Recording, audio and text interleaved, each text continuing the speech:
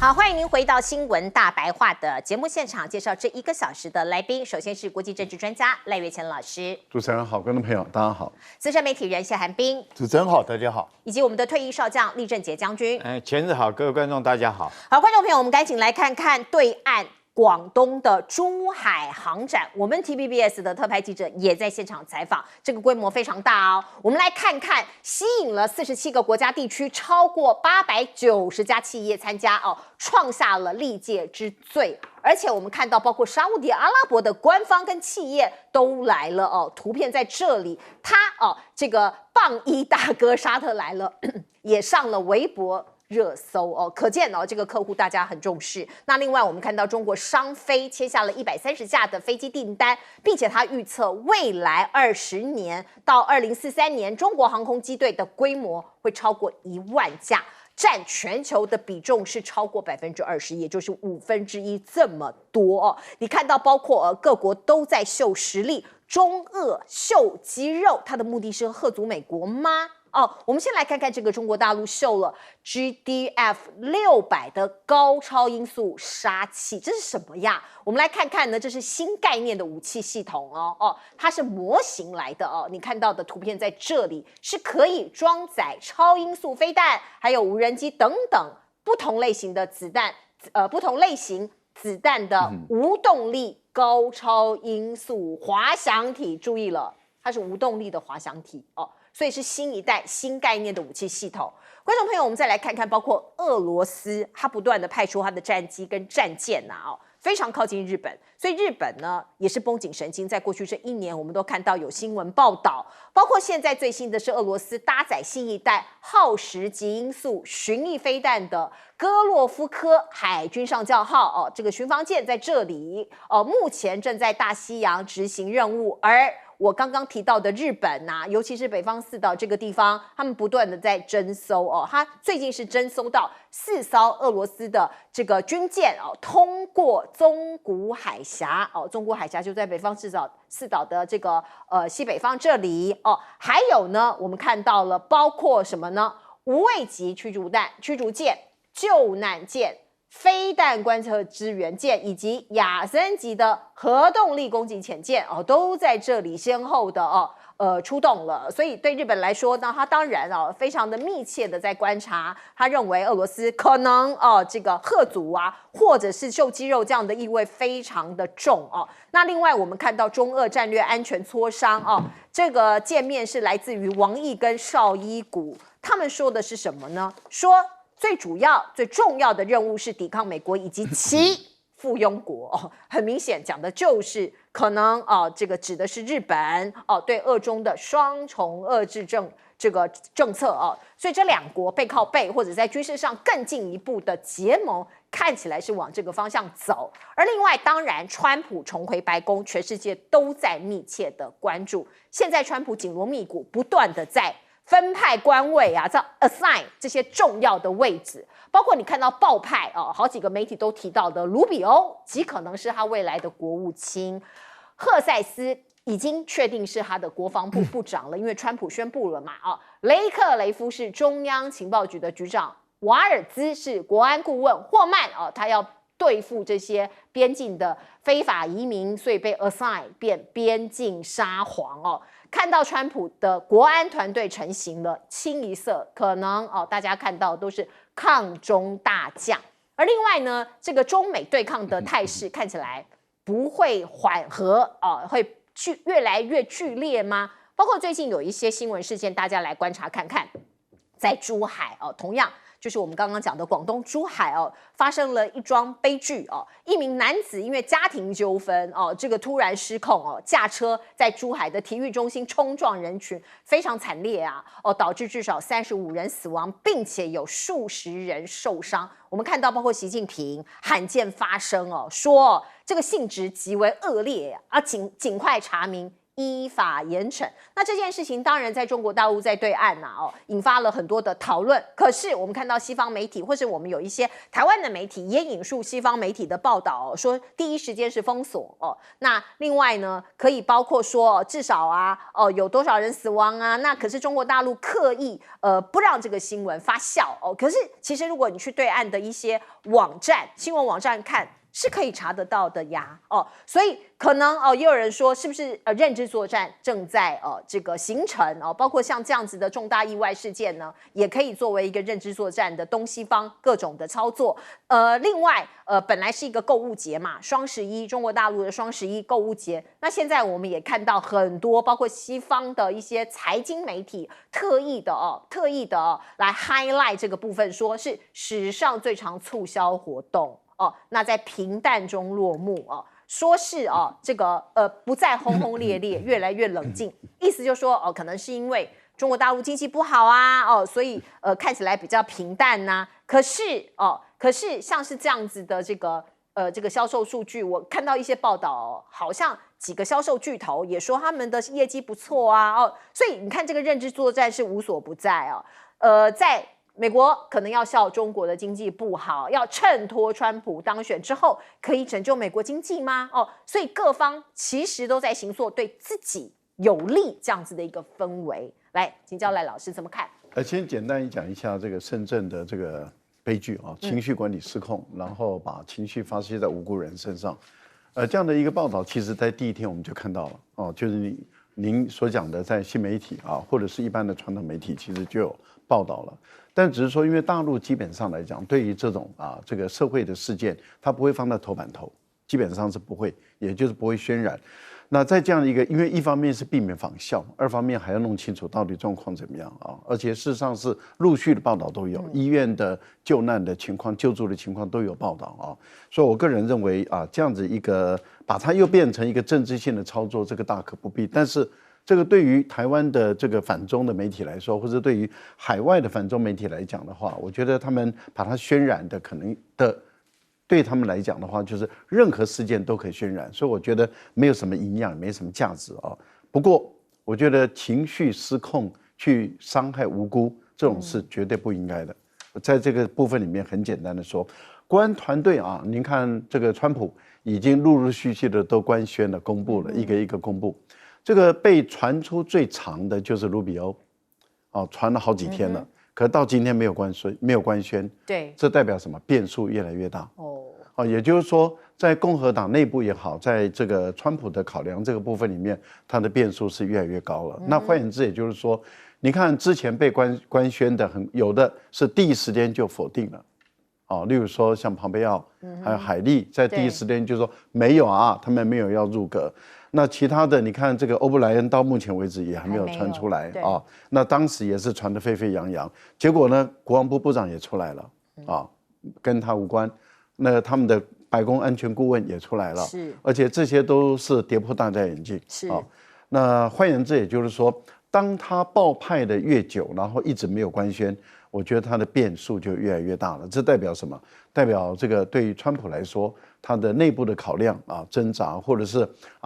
相关人的运作，可能是适得其反。当日本把北约引入亚洲的时候，我觉得他本来就会面临俄罗斯对于他的反制，这个是必然发生的事情。也就是说，当北约把他的办事处设在东京，那也就是北约已经要进入亚洲来了。那北约我们都知道，它的成立的目的就是对付前苏联。可是当前苏联瓦解以后，北约并没有因为这样子说我阶段性任务完成了，我就解散了，没有，它反而更扩大，说一直往这个俄罗斯的边界在移动，甚至已经贴着俄罗斯的边界建立起一道这个军事同盟。那很明显的，它就是针对于俄罗斯而来。而当它针对俄罗斯的一个军事同盟的集团，有31个国家还是32这么大的一个庞大组织移到日本的东京，在这个地方设办事处，那它直接的就压迫到这个俄罗斯的远东地区的安全跟生存。是，俄罗斯当然要反制嘛，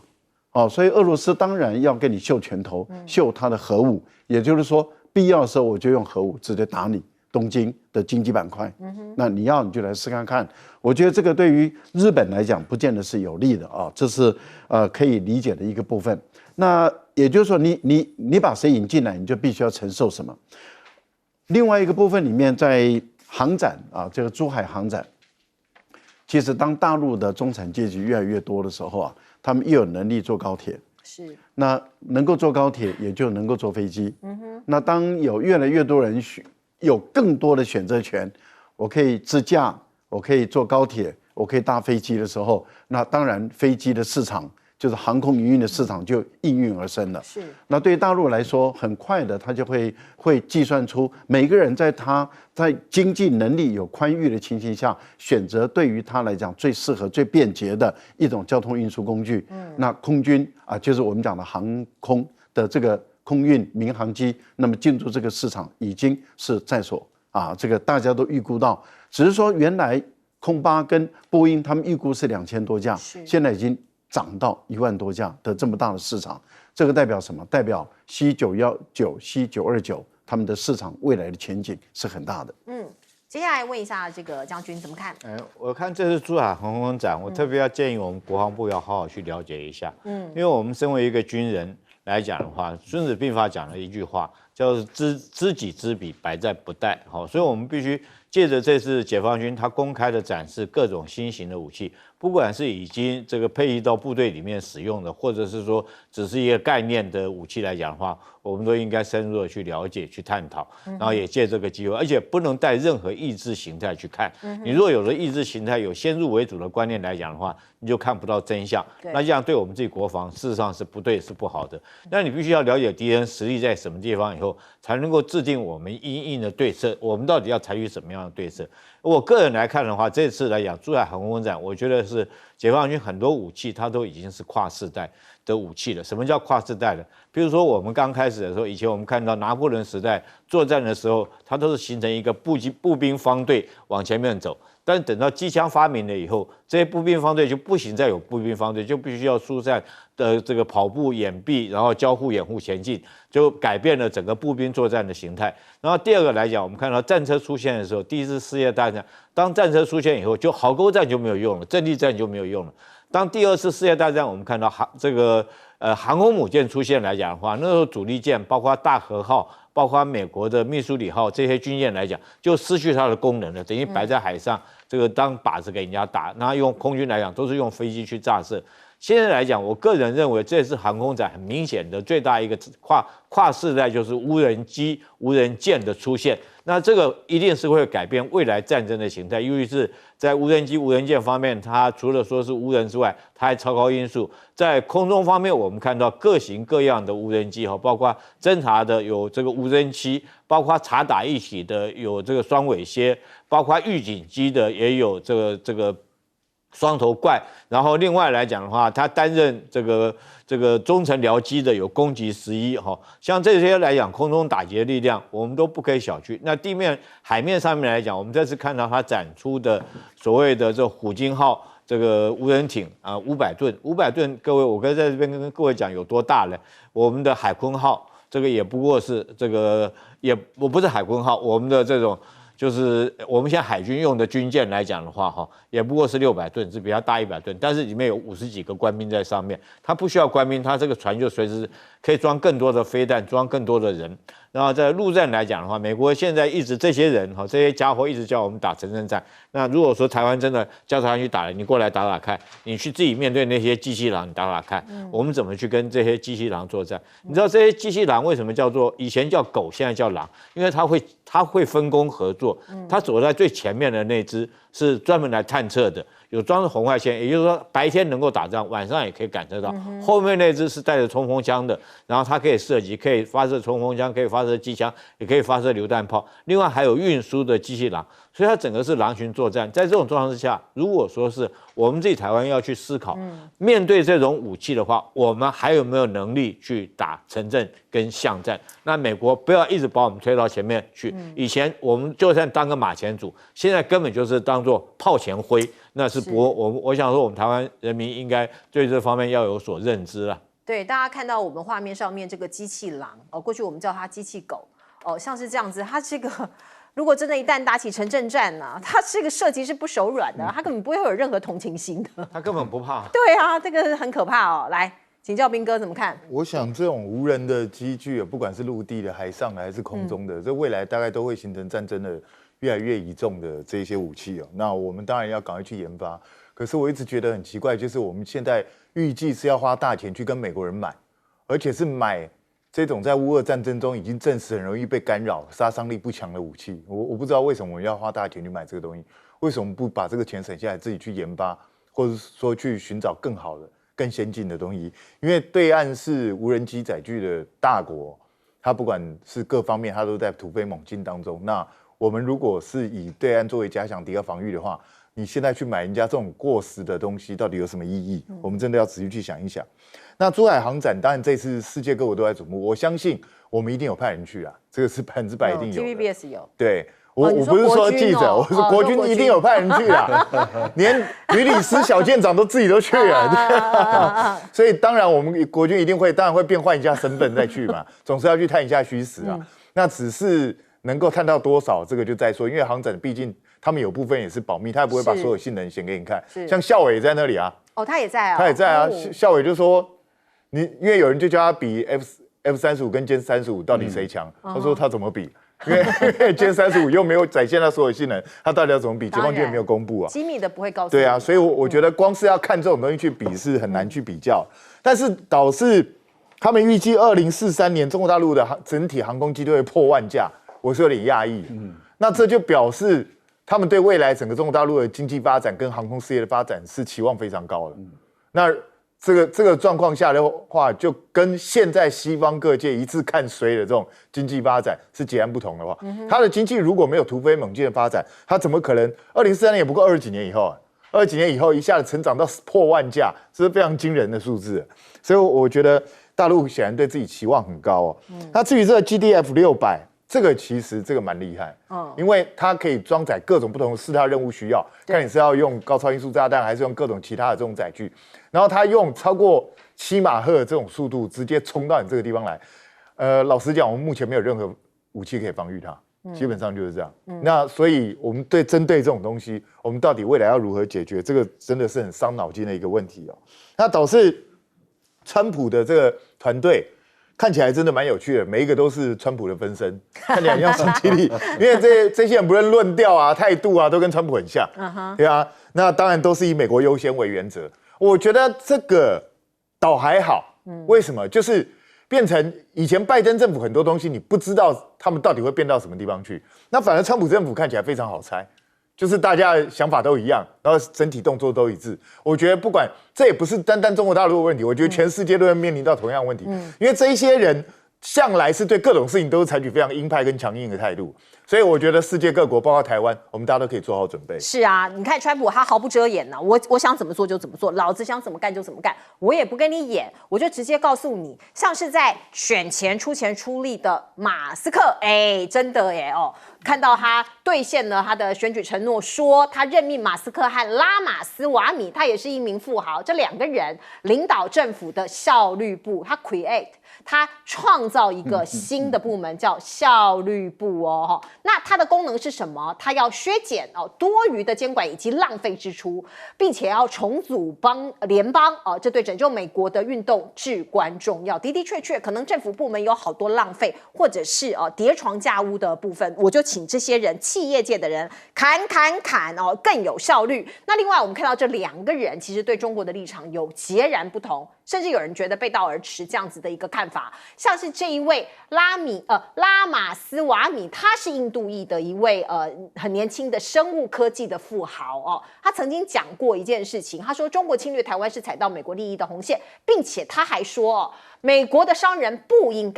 不应该，甚至是禁止到中国大陆去做投资。而我们看到马斯克，大家知道他在中国大陆其实有很多的投资。那一般国际媒体也认为他比较亲中哦。他曾经讲过，中国在先进基建上的进步比美国快了100倍哦。言谈之下他认为中国有很多可以效法的优点跟地方。而另外我们看到呢，包括马斯克他有惊人之举哦，他的倡议是什么？他赞成废除联准会，就是 FED 哦，这件事情可能非同小可哦。那未来会怎么走？另外，分析师还说，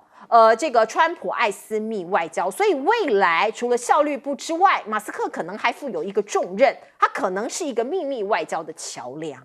所以这些人呢，可能偷偷的派他去中国，像是马斯克，然后嘞，可能有一些台面下的沟通跟交易就会达成。还有其他的商人，像是黑石集团的执行长苏世民，以及世界摔角娱乐公司的共同创办人麦马洪，都可能会扮演这样子的角色。而另外我们看到呢，包括刚刚彬哥也讲了。说是川普推出来的内阁阁员，清一色都是小川普，很忠实，跟他的想法一致，行动力各方面意识形态都很像所以我们看到川普的忠诚斗士就是这一位新任的 CIA 的局长雷克里夫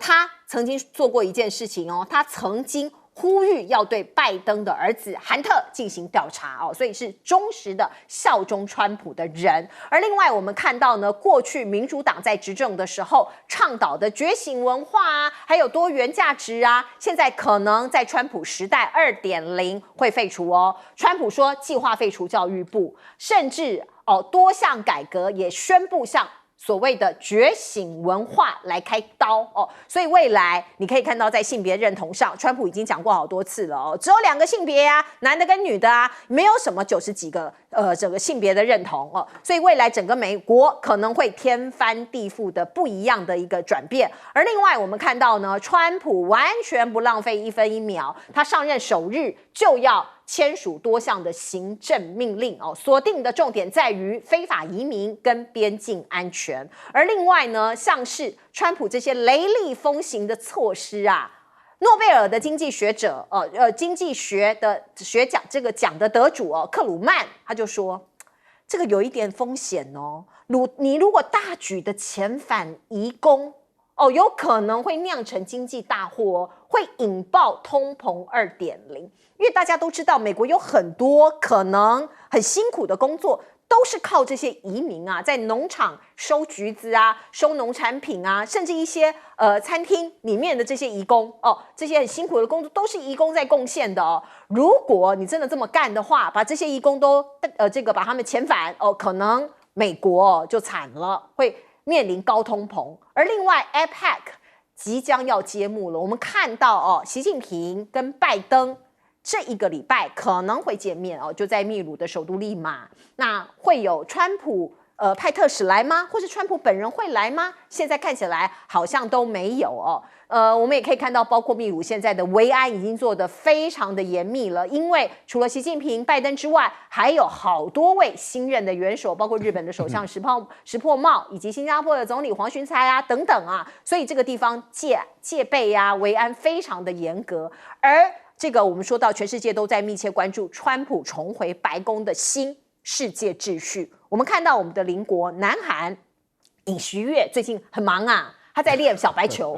因为他可能想说要陪这个川普打小白球可是川普狠狠的给他一记耳光，他宣告说我暂时不打高尔夫球了要国家重回正轨再说所以尹锡悦真的是面上无光他已经练了很久的这个高尔夫球。而另外呢，我们看到呢，经济学人就有一篇报道说，川普这一任的外交风格会是什么呢？你对他恭维你对他 PLP 没用了他只跟强者谈判像是习近平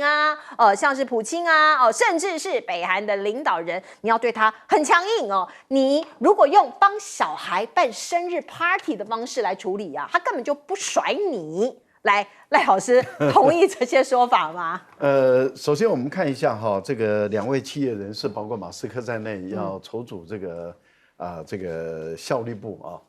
这个效率部的话，你要筹组的话，你要办公室要先花钱，然后你要招聘员工要花钱，然后你要开始运作要花钱，所以你的预算要花多少？然后你的效率部能够产生多少效率，是谁来评估？所以是不是要再去花钱找能够评估他的人，再来评估他能够产生多少效率？哇，这个都要再花钱，这是第一步第二个呢，就是说他能够裁掉谁呢？他能够对谁产生效率呢？他只能对联邦政府。那你要对 FBI 要把它干掉吗？国防部要不要干掉？他要干掉 FED 啊？哦，对，联准会。那联准会他还不能干，因为他是独立单位哦，所以联准会的这个鲍尔说，哎，我和了老命也跟你和到底，要告也跟告到底，你fire不了我就打死就不退，你对我一点办法都没有，因为他是独立单位啊，也不是你能管的。好，那我们看到这个很有趣的地方是在于这个效力部能够产生多少效率，还有就是现在你说川普第一上任马上签署行政命令就是移民，所以移民局不能裁。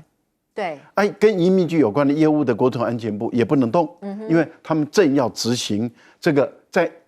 强制推动移民的时候会爆发出来的、延伸出来的社会问题。而且这个社会问题很多，为什么？因为有很多移民为了拒绝被移民，他可能跟你产生抗争，抗争的时候会不会产生暴力的摩擦冲突，或者是这些移民又转入地下？然后到各个地方去流动，那你要挨家挨户去收，去怎么收呢？所以这些，而且目前来讲，非法移民估计有1000多万人。哇！你要动员多少人才能够抓到这1000多万人？那问题就在你的效力部怎么去执行效率，就没办法。还有就是你教育部要不要废掉？因为川普以前说我教育部没有用，对，那你首先效力部是不是先砍联邦政府的效力部教育部？所以你教育部部长是不是先不要聘？先不要任命，有可能哦。当然不能任命嘛，因为你不能任命他，你才能够把整个教育部把它废掉嘛。是，所以这个是考验川普的第一个政见能不能相互矛盾的问题。所以对川普来讲的话，其实他的考验也不少了哈。不过您提到的另外一个部分就是 APEC 的问题。对，习近平已经出发了 ，APEC 是明天嘛，但是习近平已经出发是因为他同时要对于秘鲁进行国事访问5天。然后在最后一天的时候，也到巴西再5天，总共是10天。那么进行2个国家的国事访问。那国事访问的意思，也就是说，大陆跟秘鲁、大陆跟巴西会有很多的协定，因为这次习近平带了400多位这个商界的领袖，那么都要到这个秘鲁来，要到巴西。为什么？因为前开港要揭幕了嘛，要开始运转了。15个码头，目前有4个码头要开始运转了，那后面还有11个码头，那都要盖，而且它会成为整个南美的唯一的营运中心。我们台湾其实我记得在国民党时代，在连战担任行政院院长的时候，就是想把台湾打造成为亚太营运中心。其实当时坦白说，当时如果就痛下决心这样走下去，台湾现在就是另外一个新加坡了。现在秘鲁就是想扮演这个南美洲的新加坡，因为它如果成为南美的营运中心，那你想想看，它是一个航运中心，一定会带动这个金融中心，也会带动物流，而且它本身还有一个庞大的工业园区。换言之，也就是说，你南美洲有很多的这些矿产或者是一些工业产品的加工、组装、代工，都可以在这个地方来进行。我个人认为，大陆的企图心很强了，因为它要贯通秘鲁到巴西的这条铁路。这条铁路目前筹资要100亿，把它跟前开港整个流通。所以南美洲是美国人的后院，那大陆看起来它的企图心是要把它变成中国的前院中国的前院延伸到美国的后院。那因此，这个路透社它的评估就是说，特朗普就是说川普，你已经落后了。因为在你任内的时候，中国第一次超越你跟秘鲁之间的贸易，现在是你的1倍啊。那你美国怎么跟得上呢？巴西跟美国的贸易也只有巴西跟中国贸易的1半而已，那你怎么跟得上？所以川普现在要加油了。加油也不了，因为他要美国优先。好，来请教彬哥，彬哥怎么看呢？我觉得川普去弄这个效率部表面上好像是为了增进政府的效率，可是政府有的时候为什么没有效率？因为他必须要遵守法令，他必须要严谨，必须要就是保证它中间不会有弊端，所以才会拖慢一些效率。那问题是，川普是不管这些东西的，他是以私人企业这种经营的理念来去管政府的话，那你成立这个效率部，他又找了2个商人来，那他等于是把整个美国政府商业化。那这个其实就会变成非常危险，也就是很多东西会变得非常冒进。那甚至为了要便于他们行事的话，会把种种相关法令可能就暂时不管它，就直接这样去干。你知道这会造成什么结果吗？造成川普一旦下台，假设范斯没有如他所安排的顺利接手的话，他的下场可能就跟柯文哲差不多，要被追杀，这一定会被追杀的啊，因为他一定会绕过很多法令的限制，然后去做一些事情，到最后一定会出问题。他没差啦，反正他现在已经官司缠身，对啊，对不对？他没差。我跟你讲，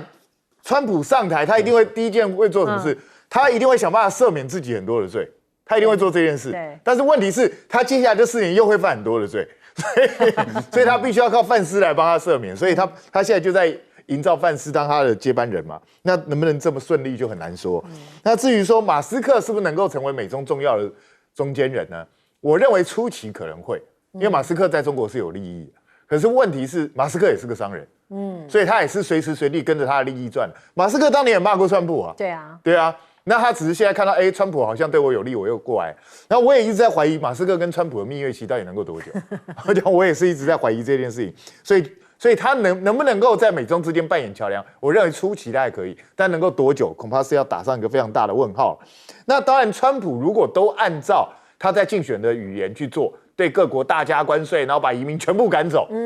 我跟你保证，美国一定大乱。对啊，会很惨，这100%的。所以他一定只能够有限度的去做某一些事情，他不可能真的去做这件事情。但这个限度谁去帮他踩刹车？因为现在看起来他这次比上一次还狠。我们刚刚也已经讲，他这次任命的所有阁员、这些所有的幕僚，全部都是小川普。那大家全部都像一神教一样这样的进行的时候，这样子其实就会变成没有人能够负责踩刹车，那就会变得非常非常恐怖哦。那当然，我必须讲，川普就是一个实力原则的人，你去跟他摆一些姿态啊，或者是去弄一些什么外交手腕，我觉得都没什么用。川普就是认定实力。你看，虽然他上一任的时候对俄国啊，对中国大陆也是有加以一些打击，可是你看他到现在还是很尊重普丁，尊重习近平，所以他就是看重你的实力。所以我觉得大家也不用去幻想什么要跟川普谈判，就是先拿出实力来，没有实力跟他讲再多都没有用。而且某种程度也要强硬一点点，他就是看不起那些很软弱的人。来，请教将军。其实川普成立效率部是对的是也必须要成立，而且找商人来成立是对的。为什么？因为自从川普当选以后，我又把艾斯培那本回忆录一触即发拿出来，又从头出版再来看了一遍我发现说美国国防部还真的是浪费了很多钱，不应该浪费的钱他都乱花。这个艾斯培自己讲的，我其他的部门我不了解，但是就艾斯培他讲他们国防部，譬如说他在国外很多海外的据点基地来讲的话，他隔一段时间会有一笔预算拨下去，拨下去以后他没有坏掉东西，他不去修了，他就直接淘汰掉了，他就不要回来了。所以说美国来讲，他自己承认，他说很多海外据点，像这些譬如说推土机啊，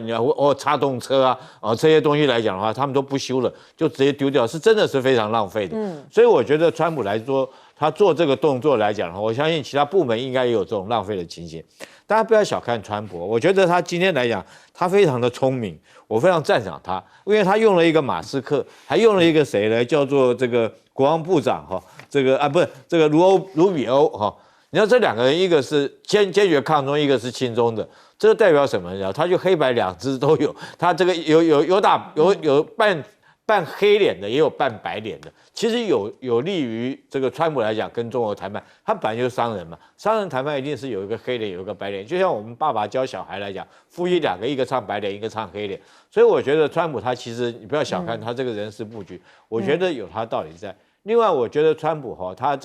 的概念里面，他是一个小政府的概念，就我政府尽量少管事，所以他会成立一个效率部，然后要这个裁掉他的联准会，甚至于他要减少他的金管，然后让民间有更多的那个。可是这种状况以后来讲，我们都知道发展的结果就变成什么？就是整个社会来讲会贫富不均了，这也是美国以后会可能要面对的一个问题。是未来4年可能大家的新闻重点都会围绕着川普。至于他的内阁成员，现在卢比欧是不是会变成国务卿还不确定这个当然豹派现在大家都说是卢比欧，可是川普还没有正式官宣。那我们来看看呢，包括泽伦斯基现在可能非常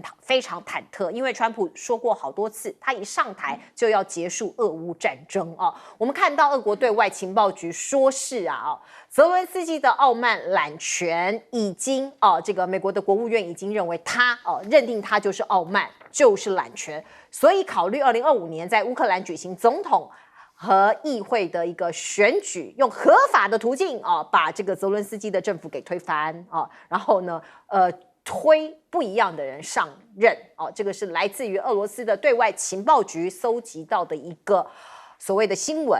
那另外我们看到乌克兰说为了要讨好川普，所以他们的所谓和平计划或是胜利计划提出了一个中国之外的任何人方案。这是来自于英国的《金融时报》的报道，说是现在川普上台了，那泽伦斯基呢也刻意要来曲意奉承他所以呢他就是向川普提供了一个投资筛选的权利说我们这里其实也有很多潜在的商业交易你可以来我们这个乌克兰获得原料还有军队的部署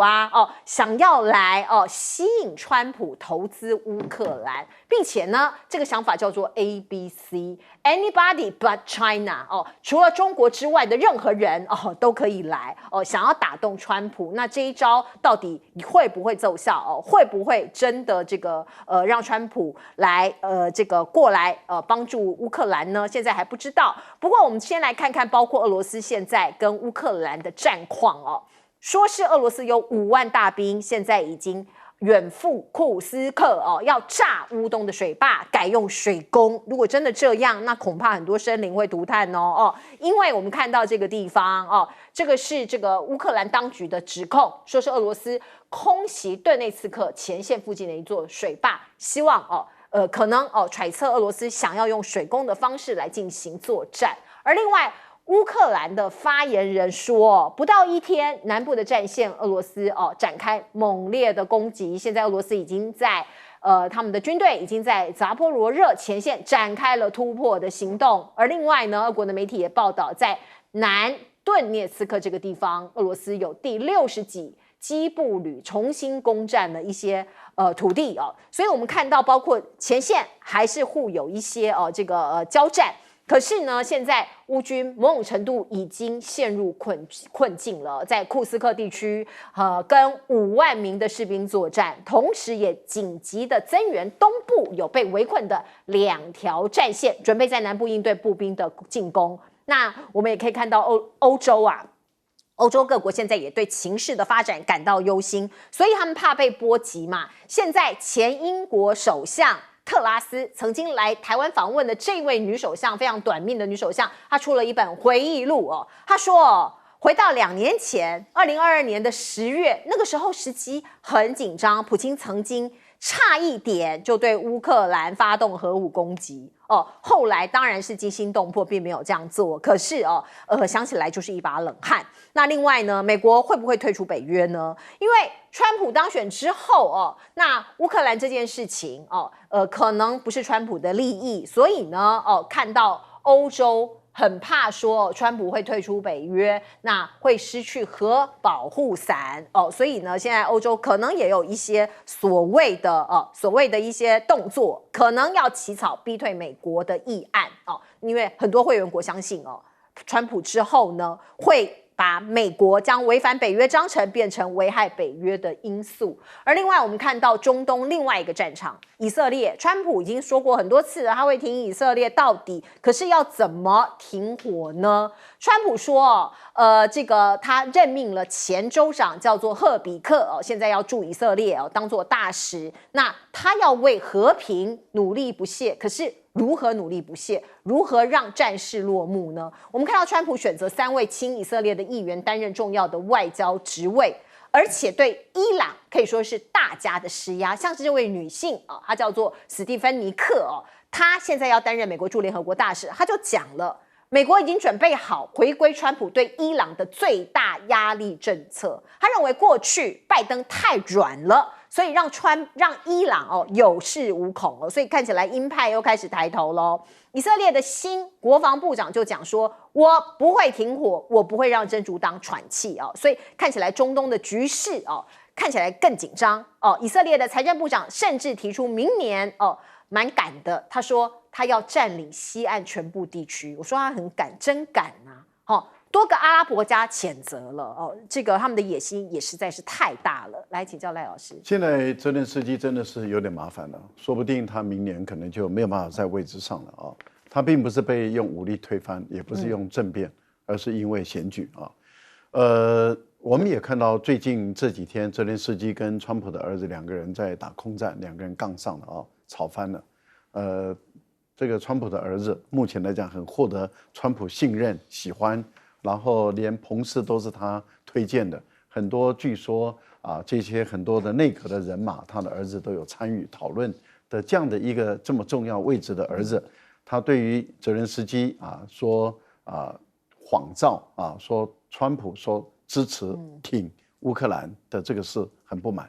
所以他特别播了一个照片，这个照片就把川普跟泽连斯基对话的时候，泽连斯基的脸色绷得紧紧的那个照片放出来，意思也就是2个人谈得不欢而散。那另外一个部分里面就暗示说，你的零用钱只下38天，那也就是说他爸爸上来了以后，你别想再有美国的援助了啊，这些都跟以前一样。但是问题的重点是在于，共和党的议员在过去就多次的要求泽连斯基在今年3月，因为他的任期本来在今年3月就到了，他们共和党的这些参议员多次的到乌克兰去要求泽连斯基要改选，说你的任期满了，你就应该要改选。那当时传出来最支持度最大的是他们的国防部长，那也就是前这个总司令泽连斯基不让他当选，不让他来当这个总统，因为他是跟泽连斯基对抗的，所以后来泽连斯基把他调到英国去当大使，离开乌克兰，然后泽连斯基可以牢牢的控制这位置。但是现在目前估计，到明年川普上来了以后，很有可能会要求这个乌克兰说，你的战事已经大概底定了啊，那就应该要举行总统的改选。如果一旦举行总统改选，泽连斯基不可能再选上。我们基本上估计他选不上了，因为驻英大使的那一位最受乌克兰支持人可能会回到乌克兰，然后要求他也要选举啊，这样的一个情形。所以对于泽连斯基来讲，他可能会面临这个最大的压力是来自于美国的共和党，还有这个川普，他们要求乌克兰要重新改选。那另外一个部分里面就是这个特拉斯他所解开的秘密，其实也不是秘密了，因为当初就已经传出说普丁已经在思考要使用核武器的问题了，所以他现在把它好像变成一个很大的事，我觉得这个没有什么了不起。现在的情况是中东的地区，中东的战火，目前目前看起来啊，以色列是采用2条线。内塔尼亚胡一方面对伊朗说，哎，我知道你不想打，我也不想打，那我们是不是都不想打？那么好像要缓和的意思。可是你看他任命的新的防长，而且他把原来的防长是跟他唱反调的，认为不应该再采用这么猛烈攻击的防长，把他换掉，换一个极端鹰派的防长上来，其实代表什么？他一方面在认知作战方面说我已经不想打了，可是另外一方面说猛打，而且要猛烈的打，打到什么时候？打到川普上来之前。如果能够削弱这个哈马斯跟真主党，削弱到一个程度，我们就和谈。好，我们先进一下广告。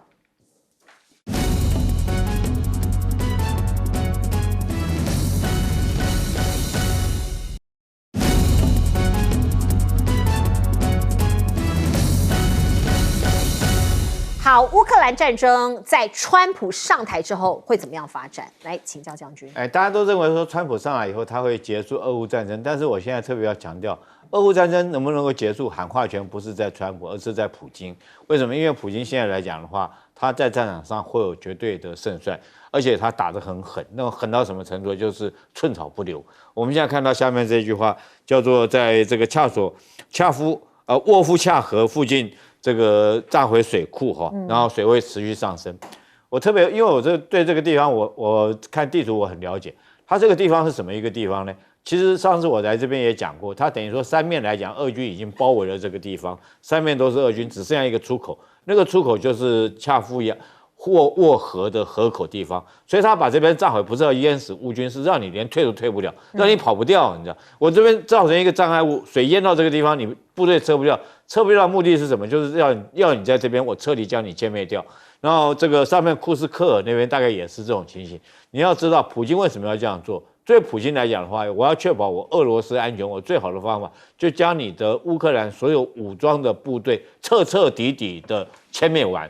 所以说这场战争是非常残酷的，他绝对如果说是我能够把你全部消灭完，我绝对不会很仁慈的说留下任何一个活口，因为我为了保障我国家安全，最好的方式就是我彻底将你消灭掉。所以我认为从库斯克尔或者是乌东地区来讲的话，现在我认为普京来讲会用非常残酷的手段将乌克兰的士兵在这边歼灭光，然后后续来讲，尤其是川普现在上台之后，我们都知道川普上台可能俄乌战争会有新的一个变局，而这个变局在此变局之前，谈判之前，普京一定会尽他最大的能力消灭敌人有生力量。大家要注意到我讲的话，他不只是要占领地区而已，他要将你的有生战力全部消灭掉。所以我认为说，这次俄乌战争可能面临一个到这个是一个节点的时间，但是这个喊话权。就是如果说就商人来讲的话，这个喊话权其实是在普京手上，而不是在川普手上。川普对俄乌战争他可能没有什么能力，尤其是他现在来讲的话，他也知道他没有什么能力，所以我们看到川普他只能说，哎，我就放弃这件事情，我就不再帮你，我不再协助你。那如果说是战况对乌克兰有利的话，我相信川普不会讲这些话。他之所以会讲出这些话，就很明显看得出来。那后续来讲的话，我觉得北约自己要头痛了。现在来讲，他自己要不要面对俄罗斯？当乌克兰这个缓冲区彻底的投降之后，北约自己要不要面对俄罗斯？那美国自己要不要加入北约这块？我想说，以这个川普的个性来讲的话，他可能会丢给北约自生自灭，他可能就此退出北约，来保存自己的这种元气。我觉得这是川普他的打算是这个样子。好，我们先进一下广告。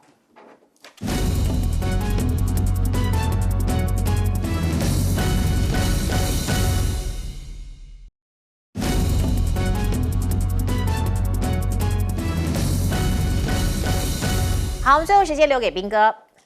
我觉得就是泽伦斯基现在当然是在做最后的挣扎，因为他真的没有办法去收拾这个局面。你说他现在这个时候去跟俄罗斯和谈吗？他能拿什么东西去和谈？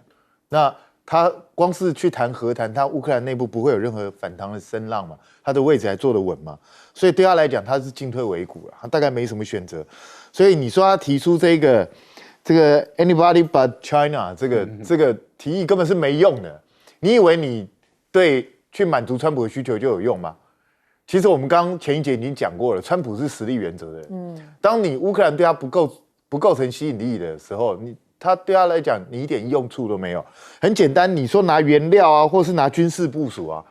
我觉得泽伦斯基有没有想过一件事情？美国如果在乌克兰进行军事部署，不就是他在顶着跟俄罗斯要准备对干？他为什么要去做这种事？